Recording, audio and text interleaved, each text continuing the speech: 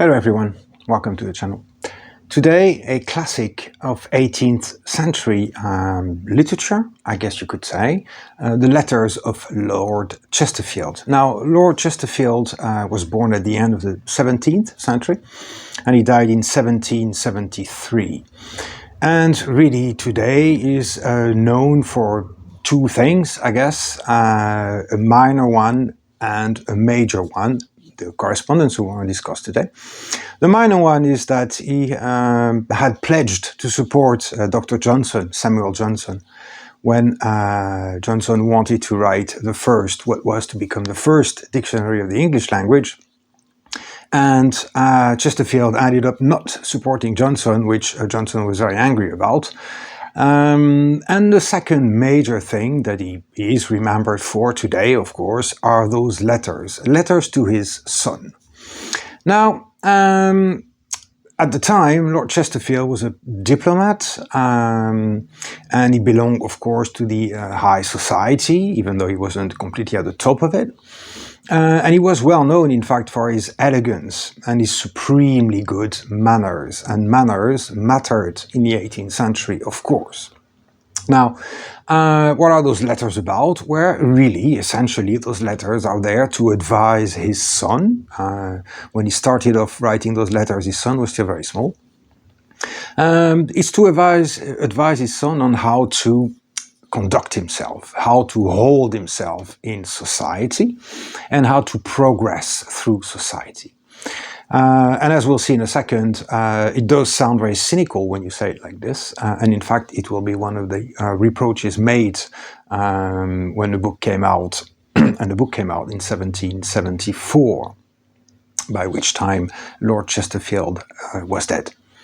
Now, it was severely criticized indeed, and no less, of course, than by Dr. Johnson, Samuel Johnson, the great, famous Samuel Johnson, who is said to have said that those letters teach the morals of a whore and the manners of a dancing master.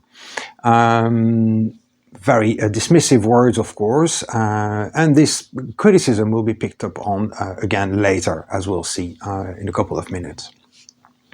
The reference to dancing masters is, of course, to remind us, or at the time it was just to let people know, of course, that in the 18th century, one of the attributes that the highborns were supposed to have, of course, was, well, dancing, fancying.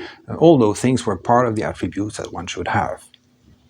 So having money was not enough, you needed manners as well, and good manners as they were defined at the time. So those letters, there's about 400 of them, a little bit more. Most of them are very short, and one thing that strikes you immediately is the extraordinary style in which they are written.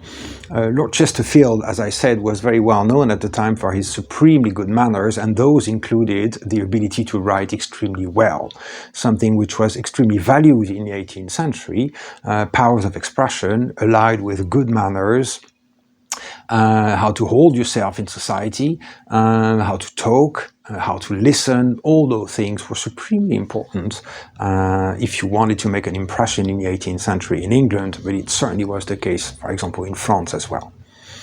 Now, we just want to say a couple of things about those letters to encourage you to go and discover them. And the beauty about correspondences like this, of course, is that typically you can read a letter or two a day or a letter or two a week. You decide on the rhythm you give to the book.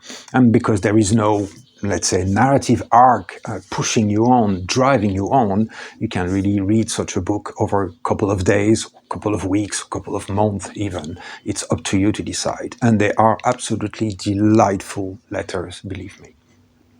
So we just want to give a quick idea of what happens in those letters, what he discusses, what he instructs his son about. Then we'll say a couple of words about what they reveal about the 18th century, which is really a precious aspect of those letters. And we'll end up by thinking back to the cynical comment often made when those letters came out. They were condemned for being too cynical and not teaching morality, teaching manners, but not morality. And there is, of course, a difference, and we'll just say a word on this. So what are those letters about? Well, basically, as I said, they are written by Lord Chesterfield to his son throughout his son's, let's say, adolescence and manhood, to teach him manners, to teach him how to handle himself in high society. Of course, at the time, you have to remember the 18th century. Again, having money was one thing, but Lord Chesterfield was not immensely rich, nor was he at the top of the tree in terms of nobility. And that meant that his son had to find ways to get into the world and to climb socially. And that was not going to be given to him. He had to work for it, and work in such a way as the 18th century, in those, of course, social layers understood, make your way, socially climb through networking. And that is essentially what the book is about. Those letters try to instruct the son into how to create a network and how to relate to those people who may end up being very helpful in his career or in his search for a career. Now, we'll come back to that in a minute, because there are many other aspects, and certainly when the book starts off, the first dozens of letters are very concerned with instructing his son into having the sort of the right mind, or the frame of mind that Lord Chesterfield thinks is supremely important at the time. What is that? Well, for example, knowing languages. It may sound completely irrelevant, but in fact for Lord Chesterfield, learning multiple languages very early was a great benefit, or would prove to be a great benefit to anybody who did this, not only because you can converse with people from different countries, and remember, the 18th century was a century where there was an enormous lot of interaction between countries and people across countries, but also because, as Lord Chesterfield says or stresses, learning languages gives you a glimpse into how different people think. Understanding how different people think is, for Lord Chesterfield, very, very important indeed. And it's very interesting, considering the amount of research that's been done in the last few decades about multilingualism and how many people grow up speaking two languages or more at once, is that Lord Chesterfield says, and remember, we're halfway through the 18th century, that there is absolutely no problem in first having a child with his, let's say, parents and nanny speaking English, but he says very quickly, when the child is 3, 4, make sure that you hire somebody who speaks another language, for example, a German person, who then will speak German to the child. And Lord Chesterfield says, it might be that in the beginning the child is a bit confused, but very quickly he will make the difference between the two languages, or the three languages, and will grow up to speak many of them. In fact, those observations have been borne out by the research on multilingualism in linguistics, that it is indeed exactly the case, that a child can perfectly well grow up bilingual, multilingual, just like Lord Chesterfield was advising at the time.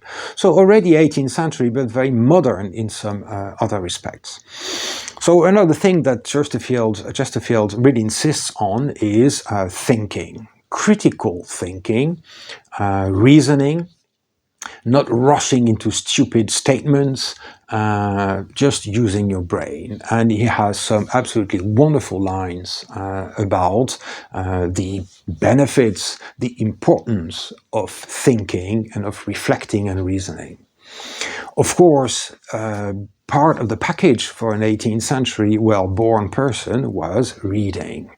We know that was not always the case in the great schools like Eton and the like, and certainly in the 19th century. But in the 18th century, for somebody like Lord Chesterfield, it was very important to know your classics, to read history, to read philosophy, to read, of course, poetry, and to read in multiple languages. In fact, those letters are written in English, in French, in Latin, I think in German as well. And the son has to reply to those letters, those replies we do not have, has to reply in those languages as well, to increase his proficiency in those languages and to show off his reading. And his reading has to be wide. It is not enough to be To have money, you cannot be ignorant. You have to know things. You have to have an idea about the past, about how things work. And this will stand you in good stead if you want to make progress in the world, of course. But it's true that the bulk of those letters is concerned with the social code that Lord Chesterfield thinks his son will need in order to make his way in the world. What does that mean? Well, variously, really. It's about how to dress yourself, what kind of clothes to wear, in what circumstances. Why? Because Lord Chesterfield already sees that clothing is a code, a social code, which transmits a whole lot of information about the person who wears those clothes, and it is therefore very important to send a multiplicity of signals, both through your voice and your words, but of course also through your clothing. Equally, your posture, how you hold yourself, in which company can you allow yourself to be a little bit stooped or not? Do you have to stand erect for everybody? How do you actually hold yourself? What is your posture when talking to a king, a duke, or a commoner? How to behave in society in general, whether to love, how to love. Should you smile? In what way should you smile? How should you react to jokes? Should you make jokes? Lord Chesterfield has a lot to say about humor in good society and how to handle humor and making remarks. What kind of remarks can you make? Having wit is very, very important, of course, because it's a sign of quick thinking. But at the same time, wit can go extremely wrong, as 18th century France knows very well. Therefore, you have to know the context, you have to understand who you're talking to, you have to understand the circumstances in order to make your choice in terms of the wit you exhibit, the remarks you make, how you react to the wit of somebody else, whose wit. Can you react the same way to a poor joke from the prince and a poor joke from an equal? Of course you can't, and you have to know those differences. How to present yourself in general is part of it, of course. How to love, again, how to discuss, and the subjects you may talk about, how much you should say about yourself. Lord Chesterfield is very clear about this, as he says himself, not in those words. I'll try to find the exact quote and put it on screen. But basically people are only interested in hearing about themselves. So they want to talk about themselves, and when you talk to them, really what they want you to talk about is themselves. And so he says, you have to be very careful about talking about yourself, never really venture anything about yourself until such time as somebody shows an express interest in knowing what you think or what you do. Really, the main criticism, I guess, that was directed at those letters when they came out was the fact that, yes, they were highly cynical and they were all about social climbing. How to make the right friends, how to create a network that can be useful, quite simply in terms of attaining higher positions, going further. But that was the game. That was the game, of course, in the 18th century.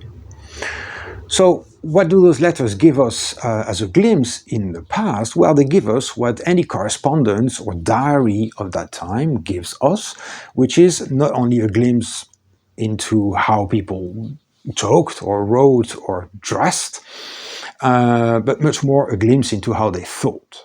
That is, how they saw society around them, how they saw the world around them, and how they thought that world worked, and what was needed in order to succeed in that world.